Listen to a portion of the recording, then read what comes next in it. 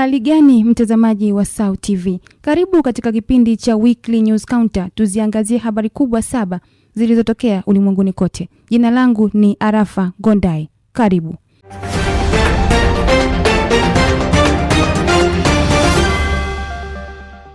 Wananchi wa Kenya katika baadhi ya miji mikubwa wamepata adha ya usafiri mwanzoni mwa wiki hii kufuatia mgomo uliotangazwa na wamiliki wa magari ya abiria na bodaboda nchini humo kushinikiza serikali kushusha bei ya mafuta, hali ambayo imepelekea baadhi ya wananchi kutembea kwa miguu kwenda katika maeneo yao ya kazi kutokana na kukosa usafiri wa magari ya uchukuzi wa umma. Mwandishi wetu Dorrington Edward anatupa undani wa ripoti hii.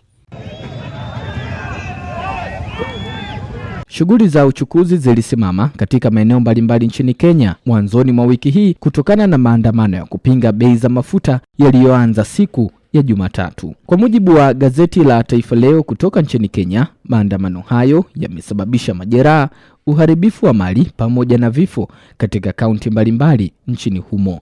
Gazeti hilo limeongeza kwamba maandamano hayo yamesababisha kukosekana kwa huduma mbalimbali za kijamii kama vile hospitali, huku masomo yakisitishwa kutokana na shule kufungwa.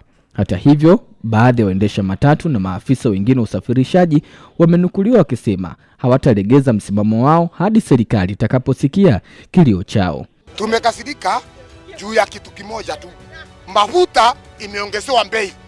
Katikati mwa jiji la Nairobi, maafisa usalama walijitokeza kulinda usalama wa raia na mali zao, ambapo pia walikabiliana na watu waliojitokeza katika maandamano hayo. Hata hivyo, mamlaka nchini Kenya imesema kupanda kwa bei ya mafuta kumetokana na kuyumba kwa soko la kimataifa pamoja na mgogoro unaendelea huko Mashariki ya Kati.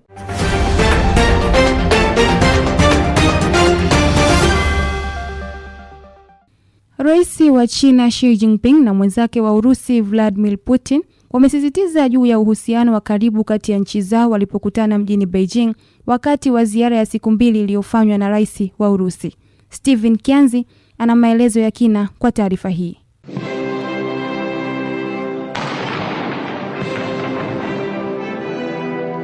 Ziara hiyo baina ya mataifa hayo mawili yenye ushawishi ulimwenguni imetokea ikiwa yamepita majuma kadhaa tangu rais wa Marekani Donald Trump kufanya ziara katika taifa hilo. Rais Xi Jinping alimwambia mwenzake wa Urusi Vladimir Putin kwamba wao kama wanachama wa kudumu Baraza la Usalama la Umoja wa Mataifa, nchi zao lazima zitimize majukumu yao kama mataifa makubwa, zidumishe mamlaka ya Umoja wa Mataifa kwa kusisitiza haki na usawa wa kimataifa. Xi Jinping amesisitiza kuwa lazima China na Urusi zisimame kupinga uonevu na vitendo vyote vya kupendelea upande mmoja vinavyolenga kugeuza historia ya dunia. Kisha kuongeza kwamba China na Urusi ni muhimu kukemea vitendo vyote vya uchochezi vinavyolenga kuyakana mafanikio ya ushindi katika vita vya pili vya dunia na hatua zinazojaribu kubadili ulimwengu kwa kushinikiza matumizi ya nguvu ya kijeshi.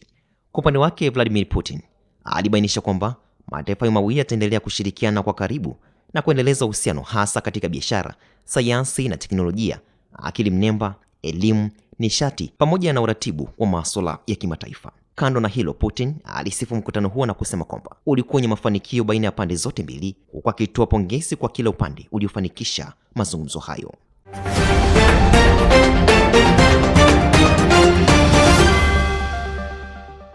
Shirika la kutetea haki za binadamu la Amnesty International mwanzoni mwa wiki hii katika ripoti yake limesema idadi ya watu walionyongwa duniani kote mwaka 2025 iliongezeka na kufikia idadi ya juu zaidi kuwahi kurekodiwa na shirika hilo tangu mwaka 1981.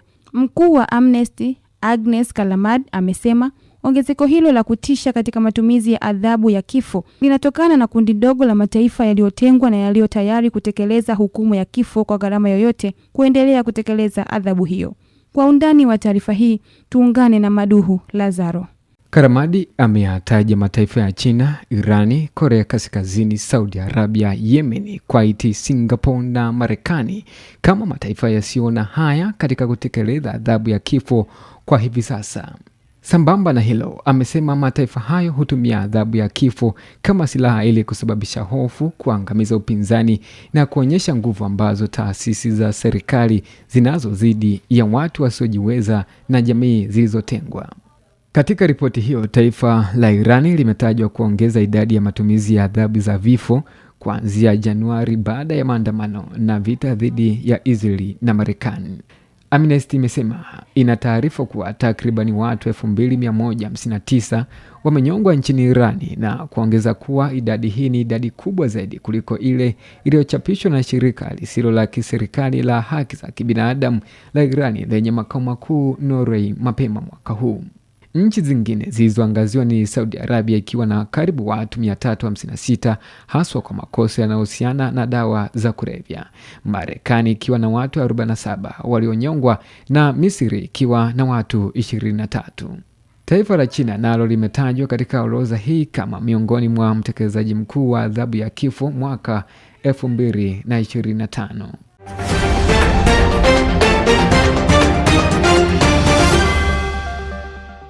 Mashambulizi mapya kati ya Israel na Hezbollah yameendelea kuongeza hali ya taharuki kusini mwa Lebanon na kupelekea raia kukimbia makazi yao kutokana na mashambulizi makali ya anga, makombora pamoja na ndege zisizo na rubani zinazoendelea kurindima katika maeneo ya mpakani. Veronica Mliatu anafafanua taarifa hii. Mapigano hayo yanaendelea licha ya juhudi za kidiplomasia zinazofadhiliwa na Marekani za kusitisha mapigano kati ya pande hizo mbili, Israeli na Lebanon, ambazo wiki iliyopita zilikubaliana kuongeza muda wa kusitisha mapigano kwa siku 45, huku mazungumzo mengine ya kijeshi na kisiasa yakitarajiwa kufanyika Mei 29 katika Pentagon kwa lengo la kurejesha utulivu katika eneo hilo. Aidha, Wizara ya Afya ya Lebanon imesema kuwa tangu Machi 2 zaidi ya watu 3,089 wamepoteza maisha, huku wengine 9,397 wakijeruhiwa kutokana na mashambulizi yanayoendelea katika maeneo mbalimbali ya kusini mwa nchi hiyo na kusababisha kuathiri huduma muhimu za kijamii.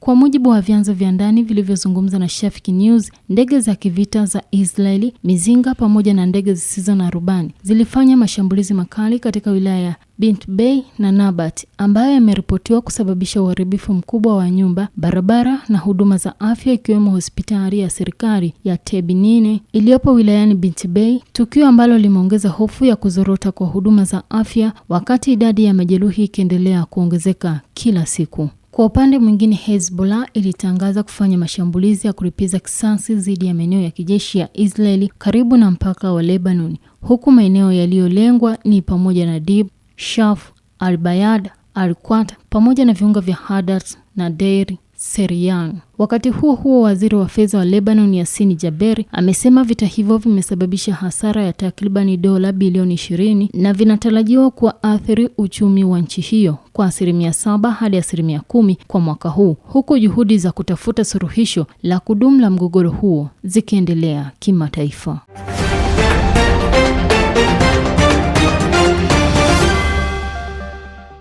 Iran imeonya kuwa vita vinaweza kuenea nje ya eneo la Mashariki ya Kati iwapo Marekani itaanzisha tena mashambulizi dhidi yake, huku rais wa Marekani Donald Trump akisema alikuwa amebakiza saa moja kabla ya kuidhinisha kampeni mpya ya kijeshi dhidi ya Tehran. Mwandishi wetu Elisante Mwanga anatuarifu zaidi kuhusiana na mzozo huo. Kauli hizo zimetolewa wakati wa juhudi za kidiplomasia za kusitisha mzozo huo zikionekana kukwama baada ya wiki 6 tangu Trump asitishe operation Epic Fury kwa ajili ya kusitisha mapigano ya muda. Kwa mujibu wa taarifa za Irani, serikali hiyo imewasilisha pendekezo jipya kwa Marekani wiki hii likijumuisha masharti ya kuondolewa kwa vikwazo vya kiuchumi, kuachiwa kwa fedha za Irani zilizohifadhiwa nje ya nchi kwa uharibifu uliosababishwa na vita, pamoja na kuondolewa kwa wanajeshi wa Marekani katika eneo la Mashariki ya Kati. Akizungumza na waandishi wa habari katika ikulu ya White House siku ya Jumanne, Trump alisema kuwa alikuwa karibu kutoa amri ya kuanza tena mashambulizi ya mabomu dhidi ya Irani, lakini akaamua kuahirisha uamuzi huo ili kutoa nafasi zaidi kwa wanadiplomasia. Hata hivyo, Irani imeendelea kusisitiza kuwa itajibu kwa nguvu mashambulizi yoyote mapya yatakayofanywa dhidi yake, hasa kutoka kwa mataifa ya Mashariki ya Kati yanayoruhusu kuwepo kwa kambi za kijeshi za Marekani. Mvutano huo umeendelea kuathiri usafirishaji wa mafuta duniani baada ya Irani kufunga kwa kiasi kikubwa mlango bahari wa Hormuz kwa meli nyingi za kimataifa tangu kuanza kwa operation za kijeshi za Marekani na Israel mwezi Februari, ambapo hatua hiyo imesababisha usumbufu mkubwa katika usambazaji wa nishati duniani, huku Marekani ikijibu kwa kuzuia bandari za Irani mwezi uliopita.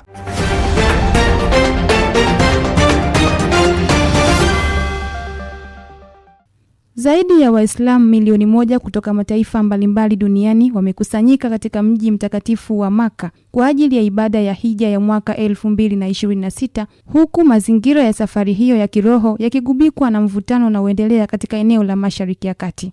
Mwandishi wetu Samia Omar anatujuza zaidi. Mahujaji hao wamewasili kwa ajili ya kutekeleza moja ya nguzo 5 za Uislamu katika kipindi ambacho eneo hilo linaendelea kushuhudia migogoro ya kisiasa na kiusalama kati ya mataifa mbalimbali ya Ghuba na Iran.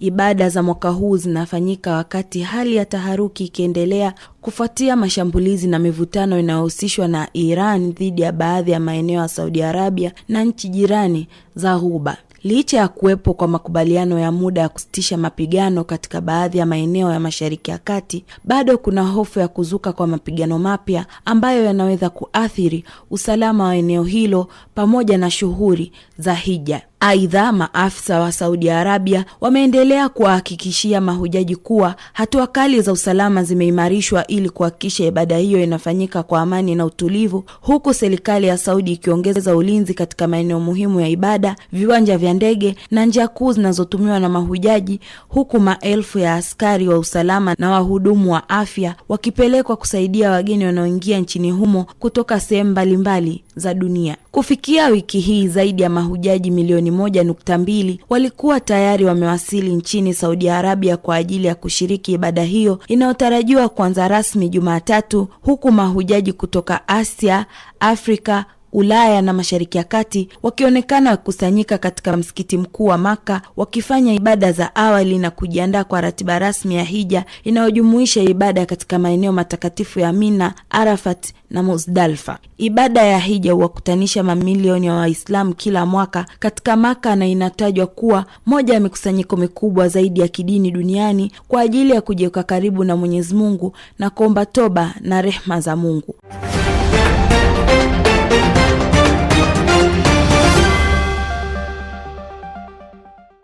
Serikali ya Uingereza imetangaza msaada mpya wa pauni milioni 20 sawa na takriban dola milioni 27 za Marekani ili kusaidia juhudi za kudhibiti mlipuko wa Ebola mashariki mwa Jamhuri ya Kidemokrasia ya Kongo na maeneo yaliyoathiriwa. Kwa undani wa taarifa hii tuungane na Sabina Martin.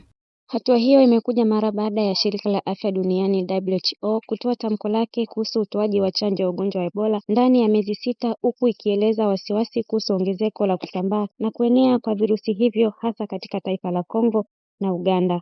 Aidha, Wizara ya Mambo ya Nje ya Uingereza imesema fedha hizo zitatumika kusaidia WHO, mashirika ya Umoja wa Mataifa na asasi za kiraia kuimarisha udhibiti na ufuatiliaji wa maambukizi, kulinda wahudumu wa afya dhidi ya maambukizi hasa wale wanaotoa huduma kwa waathirika na kuboresha hatua za kuzuia maambukizi kuenea zaidi. Kwa upande mwingine, mamlaka ya usalama ya afya ya Uingereza imeanza kuthamini njia zinazotumika na wasafiri wanaowasili kutoka maeneo yaliyoathirika na imeanza mpango wa kufuatilia afya za raia wake wanaosafiri kwenda maeneo hayo kwa shughuli za kikazi.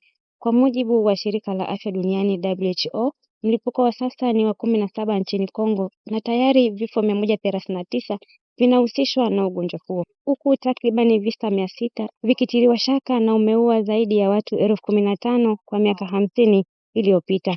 Mtazamaji, hadi kufikia hapa huu ndio mwisho wa habari hizi. Endelea kutufuatilia katika mitandao yetu ya kijamii kama Instagram, Facebook pamoja na TikTok kwa jina la SAU TV.